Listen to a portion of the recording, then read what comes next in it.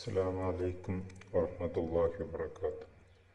അൽഹംദുലില്ലാഹ് വസ്സലാത്തു വസ്സലാമു അലാ റസൂലില്ലാഹ് വഅലാ ആലിഹി വസ്വഹ്ബിഹി അജ്മഈൻ. അമ്മാ ബഅദ്. റൈറ്റ് സൊല്യൂഷൻ എന്ന ചാനലിലേക്ക് ഏവർക്കും സ്വാഗതം. നമ്മൾ ഇന്ന് ഈ വീഡിയോയിൽ പറയാൻ പോകുന്നത് പ്രാർത്ഥനയെക്കുറിച്ചാണ്. പലപ്പോഴായിട്ട് പലരും പറയുന്നതായിട്ട് കേട്ടിട്ടുണ്ട്, നമ്മൾ ഒരുപാട് പ്രാർത്ഥിക്കാറുണ്ട്, പക്ഷേ ആ പ്രാർത്ഥനക്കൊന്നും ഉത്തരം ലഭിക്കാറില്ല എന്നുള്ളത്. പ്രാർത്ഥിക്കുന്നു പക്ഷെ ഉത്തരം ലഭിക്കുന്നില്ല എന്ന പരാതി പലപ്പോഴായിട്ട് പലരും പറഞ്ഞു കേൾക്കാറുണ്ട്. നമസ്കാരങ്ങൾക്ക് ശേഷവും അല്ലാതെയും ഒക്കെയായിട്ട് നമ്മൾ പ്രാർത്ഥിക്കാറുണ്ട്. പക്ഷെ നമ്മൾ പ്രാർത്ഥിച്ചത് പ്രകാരമുള്ള കാര്യങ്ങൾ നമുക്ക് നടന്നു കിട്ടുന്നില്ല എന്ന പരാതി നമുക്കുണ്ട്. എന്തുകൊണ്ടാണ് നമ്മുടെ പ്രാർത്ഥനകൾ സ്വീകരിക്കപ്പെടാതെ പോകുന്നത്? അതിന് ചില കാരണങ്ങളുണ്ട്. പ്രാർത്ഥനയ്ക്ക് ചില നിബന്ധനകളും മര്യാദകളും ഒക്കെ തന്നെയുണ്ട്. അത് പ്രകാരം പ്രാർത്ഥിച്ചാൽ ഇൻഷാ അല്ലാഹ് നമ്മുടെ പ്രാർത്ഥനകൾക്ക് അല്ലാഹു ഉത്തരം നൽകുന്നതായിരിക്കും. നിബന്ധന എന്ന് പറയുമ്പോൾ പ്രാർത്ഥിക്കുന്ന ആള് അള്ളാഹുവിനോട് മാത്രമേ പ്രാർത്ഥിക്കാവൂ എന്നുള്ളതാണ് ഏറ്റവും വലിയ നിബന്ധന.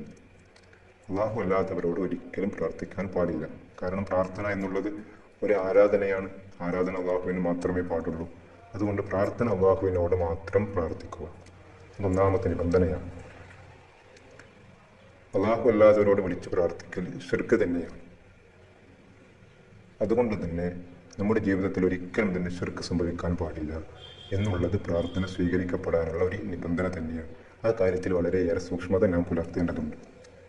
പിന്നെയുള്ളത് ഹറാമായ സമ്പത്തിൻ്റെ ഭക്ഷണങ്ങൾ നമ്മുടെ ശരീരത്തിൽ പ്രവേശിക്കാതിരിക്കുക. അതായത് നമ്മൾ ഹറാമായ സമ്പത്ത് കൊണ്ടുള്ള ഭക്ഷണങ്ങൾ കഴിക്കാതിരിക്കുക, ഹറാമ് തിന്നാതിരിക്കുക. ചുരുക്കം പറഞ്ഞാൽ പലിശയുടെ പൈസ, അതുപോലെ തന്നെ മോഷ്ടിക്കപ്പെട്ട പൈസ,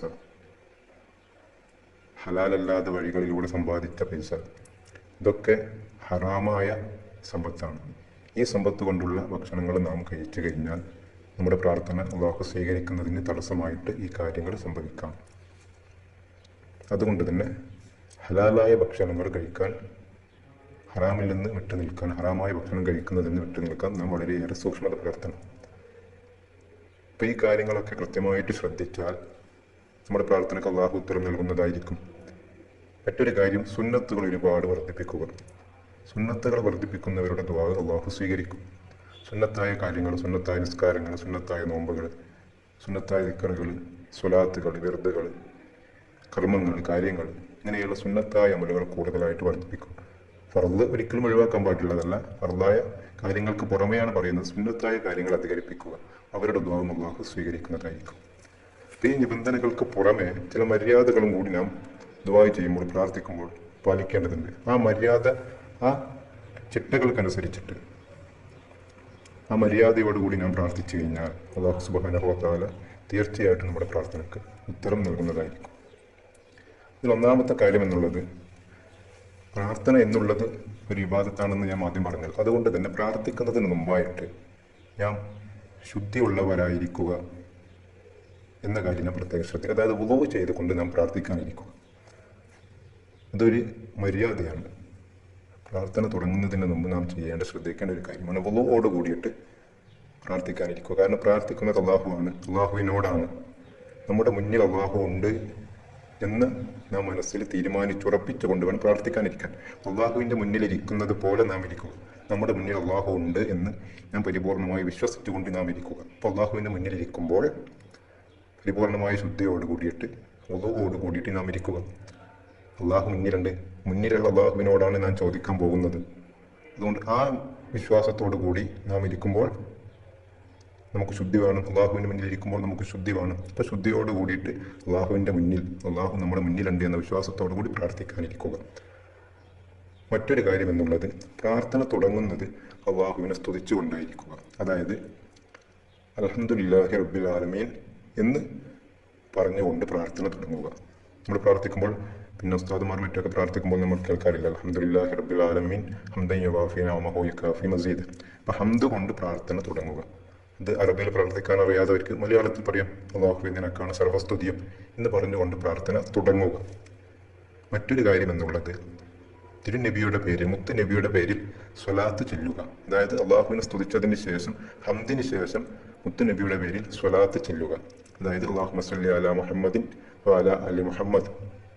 ഒന്നുകൂടി അത്രമാത്രം ചെല്ലുക. അല്ലെങ്കിൽ ഉത്തമമായ മറ്റു സ്വലാത്തുകൾ, അല്ലെങ്കിൽ ഇബ്രാഹിമിയ സ്വലാത്ത്, ഇതിലേതെങ്കിലും സ്വലാത്ത് ചൊല്ലിക്കൊണ്ട്, അതായത് ഹംദിന് ശേഷം സ്വലാത്ത് ചെല്ലുക. അല്ലാഹുമ്മ സ്വല്ലി അലാ സയ്യിദിന മുഹമ്മദ് വഅലാ അലി സയ്യിദിന മുഹമ്മദ് എന്നത് ചൊല്ലുക. അത് ഒരു മര്യാദയുടെ ഭാഗമാണ്. അതായത് ദുആ സ്വീകരിക്കാനുള്ള, ദുആ തുടങ്ങേണ്ട രീതിയാണ്, ദുആ സ്വീകരിക്കാനുള്ളൊരു രീതിയാണ്. മൂന്നാമതായിട്ട് ഞാൻ പ്രാർത്ഥിക്കുമ്പോൾ ആദ്യമായിട്ട് മുഴുവൻ മുഅ്മിനീങ്ങൾക്കും മുഅ്മിനാത്തുകൾക്കും വേണ്ടി പ്രാർത്ഥിക്കുക. അവർക്ക് വേണ്ടി പൊറുക്കലിനെ തേടിക്കൊണ്ട് പ്രാർത്ഥിക്കും. അതെങ്ങനെയാണ്? അതായത് നമ്മൾ ഹംദിൽ തുടങ്ങി, അൽഹംദുലില്ലാഹി റബ്ബിൽ ആലമീൻ എന്ന് ഹംദിൽ തുടങ്ങി സ്വലാത്ത് ചൊല്ലി, അല്ലാഹുമ്മ സ്വല്ലി അലാ സയ്യിദിന മുഹമ്മദ് സ്വലാത്ത് ചൊല്ലി, അതിനുശേഷം മുഅ്മിനീങ്ങൾക്ക് വേണ്ടി പൊറുക്കലിനെ ചോദിക്കുക. അതെങ്ങനെയാണ്? അല്ലാഹുമ്മ ഗ്ഫിർ ലിൽ മുഅ്മിനീന വൽ മുഅ്മിനാത്ത് എന്ന് പ്രാർത്ഥിക്കുക. കാരണം നമ്മുടെ പ്രാർത്ഥനകൾ അള്ളാഹു സ്വീകരിക്കുന്നതിന് കാരണമായേക്കുന്ന രീതികളാണ് ഈ പറഞ്ഞു വരുന്നത്. നാലാമതായിട്ട് സ്വന്തത്തിന് വേണ്ടിയും മാതാപിതാക്കൾക്ക് വേണ്ടിയും ഇസ്തിഗ്ഫാർ ചെയ്യുക. മുഅ്മിനീങ്ങൾക്ക് വേണ്ടി ഇസ്തിഗ്ഫാർ ചെയ്ത് കഴിഞ്ഞാൽ സ്വന്തത്തിന് വേണ്ടിയിട്ട് അല്ലാഹുമ്മ ഗ്ഫിർ ലി, പിന്നെ മാതാപിതാക്കൾക്ക് വേണ്ടി വലി വാലിദയ്യ, ഖുർആനിക പ്രാർത്ഥനയാണ് അതൊക്കെ. അല്ലാഹുമ്മ ഗ്ഫിർ ലി വലി വാലിദയ്യ. ഈ 4 കാര്യങ്ങൾ നാം പ്രാർത്ഥനയുടെ തുടക്കത്തിൽ ശ്രദ്ധിക്കും. ഒന്നാമതായിട്ട് അൽഹംദുലില്ലാ, അള്ളാഹുവിനെ സ്തുതിച്ചുകൊണ്ട് തുടങ്ങുക. അൽഹംദുലില്ലാഹി റബ്ബിൽ ആലമീൻ ഹംദൻ യുവാഫി നിഅമഹു വയുകാഫി മസീദൻ. അല്ലാഹുമ്മ സ്വല്ലി അലാ സയ്യിദിന മുഹമ്മദിൻ വഅലാ അലി സയ്യിദിന മുഹമ്മദ്. അല്ലാഹുമ്മ ഗ്ഫിർ ലിൽ മുഅ്മിനീന വൽ മുഅ്മിനാത്ത് വൽ മുസ്ലിമീന വൽ മുസ്ലിമാത്ത്. അല്ലാഹുമ്മ ഗ്ഫിർ ലി വലി വാലിദയ്യ. ഈ 4 കാര്യങ്ങൾ പ്രാർത്ഥിച്ചതിന് ശേഷം, തുടങ്ങിയതിന് ശേഷം പിന്നീട് അങ്ങോട്ട് നമ്മുടെ കാര്യങ്ങൾ പറഞ്ഞുകൊണ്ട് അള്ളാഹുവിനോട് പ്രാർത്ഥിക്കുക. അങ്ങനെ നമ്മുടെ കാര്യങ്ങളൊക്കെ പറഞ്ഞ് പ്രാർത്ഥിച്ചതിന് ശേഷം അവസാനിപ്പിക്കേണ്ടത് എങ്ങനെയാണ്? അവസാനിപ്പിക്കേണ്ടത് അള്ളാഹുവിൻ്റെ കാരുണ്യത്തെ കൊണ്ട് നാം അവസാനിപ്പിക്കണം. ബിറഹ്മതിക യാ അർഹമർ റാഹിമീൻ എന്ന് പറഞ്ഞുകൊണ്ട് നാം അവസാനിപ്പിക്കണം. പ്രാർത്ഥനക്കിടയിൽ അള്ളാഹുവിൻ്റെ നാമങ്ങൾ ഉരുവിട്ടുകൊണ്ടേയിരിക്കണം. അതായത് പ്രാർത്ഥിക്കുന്നതിനിടയ്ക്ക് റഹ്മാൻ, റഹീം, വദൂദ്, ഗഫൂർ ഇതുപോലെയുള്ള നാമങ്ങൾ പ്രാർത്ഥനക്കിടയിൽ നാം കൂട്ടിച്ചേർക്കണം. എന്ത് പ്രാർത്ഥിക്കുമ്പോൾ യാ റഹ്മാനെ മലയാളത്തിലാണെങ്കിൽ, യാ വദൂദ്, യാ ഗഫൂർ, അള്ളാഹുവിൻ്റെ പരിശുദ്ധമായ നാമങ്ങൾ ഉപയോഗിച്ചുകൊണ്ട് പ്രാർത്ഥിക്കുക. ഇത് പ്രാർത്ഥനകൾ സ്വീകരിക്കാൻ കാരണമായേക്കാം. പ്രാർത്ഥനകൾക്കിടയിൽ പ്രാർത്ഥന അവസാനിപ്പിക്കുമ്പോൾ ബിറഹ്മതിക യാ അർഹമർ റാഹിമീൻ എന്ന് പ്രത്യേകം അള്ളാഹുവിൻ്റെ റഹ്മത്തിനെ കൊണ്ട് ഈ പ്രാർത്ഥനകൾ സ്വീകരിക്കാൻ വേണ്ടി അള്ളാഹു നിന്റെ കാരുണ്യത്തിനെ കൊണ്ട് ഞാൻ ഇതുവരെ പ്രാർത്ഥിച്ചു, ഇത് സ്വീകരിക്കണം എന്ന രീതിയിൽ, അള്ളാഹുവിൻ്റെ റഹ്മത്ത് കൊണ്ട് സ്വീകരിക്കണം എന്ന രീതിയിൽ അവസാനിപ്പിക്കുക. അപ്പം ഇത്രയും കാര്യങ്ങൾ പ്രാർത്ഥനയിൽ നാം ശ്രദ്ധിക്കുക. അതിനുശേഷം റസൂലുള്ളാഹി സ്വല്ലല്ലാഹു അലൈഹി വസല്ലം തങ്ങളുടെ പേരിൽ സ്വലാത്തും ചൊല്ലുക. അതായത് പ്രാർത്ഥിച്ചു കഴിഞ്ഞു, ആമീൻ ബിറഹ്മതിക യാ അർഹമർ റാഹിമീൻ സ്വല്ലല്ലാഹു തആല വസല്ലം അലാ ഖൈരി ഖൽഖിഹി സയ്യിദിന മുഹമ്മദിൻ വആലിഹി വസഹ്ബിഹി അജ്മഈൻ സുബ്ഹാന റബ്ബിക റബ്ബിൽ ഇസ്സത്തി അമ്മാ യസിഫൂൻ സലാമുൻ അലൽ മുർസലീൻ വൽഹംദുലില്ലാഹി റബ്ബിൽ ആലമീൻ എന്നതുകൊണ്ട് അവസാനിപ്പിക്കുക. അപ്പോൾ തുടങ്ങുന്നത് ഹംദ് കൊണ്ട്, ഹംദ്, സ്വലാത്ത്, മുഅ്മിനീങ്ങൾക്ക് വേണ്ടിയുള്ള പൊറുക്കലിനെ ചോദിക്കൽ, സ്വന്തത്തിന് മാതാപിതാക്കൾക്കും വേണ്ടി പൊറുക്കലിനെ ചോദിക്കുക. അതിനുശേഷം നമുക്ക് വേണ്ടിയുള്ള പ്രാർത്ഥനകൾ ചെയ്യുക. പ്രാർത്ഥനകൾക്കിടയിൽ അള്ളാഹുവിൻ്റെ വിശുദ്ധ നാമങ്ങൾ കൊണ്ടുവരാൻ ശ്രമിക്കുക. പ്രാർത്ഥിച്ചു കഴിഞ്ഞാൽ അള്ളാഹുവിൻ്റെ റഹ്മത്തിനെ കൊണ്ട് പിന്നെ അവസാനിപ്പിക്കുക. റഹ്മത്തിനെ കൊണ്ട് ചോദിച്ചുകൊണ്ട് അവസാനിപ്പിക്കുക. പ്രാർത്ഥന സ്വീകരിക്കണമെന്ന് പറഞ്ഞുകൊണ്ട് അവസാനിപ്പിക്കുക. അതിൽ ഹംദും സ്വലാത്തും അവസാനത്തും വരുന്ന രീതിയിൽ അവസാനിപ്പിക്കുക. ഈ കൃത്യമായിട്ടുള്ള മര്യാദകൾ, ചിട്ടവട്ടങ്ങൾ നിങ്ങൾ പ്രാർത്ഥനയിൽ ഈ രീതി നിങ്ങൾ അവലംബിച്ചാൽ ഇൻഷാ അല്ലാഹ് അല്ലാഹു സുബ്ഹാനഹു വ തആല നിങ്ങളുടെ പ്രാർത്ഥനയ്ക്ക് തീർച്ചയായിട്ടും ഉത്തരം നൽകും. ഇൻഷാ അല്ലാഹ് ആ രീതിയിൽ തന്നെ പ്രാർത്ഥിക്കാൻ വേണ്ടി ശ്രമിക്കുക. അള്ളാഹു നമ്മുടെ ഏവരുടെയും പ്രാർത്ഥന അള്ളാഹു സ്വീകരിക്കട്ടെ. ആമീൻ ബിറഹ്മതിക യാ അർഹമർ റാഹിമീൻ. അസ്സലാമു അലൈക്കും വറഹ്മത്തുള്ളാഹി വബറകാതുഹു.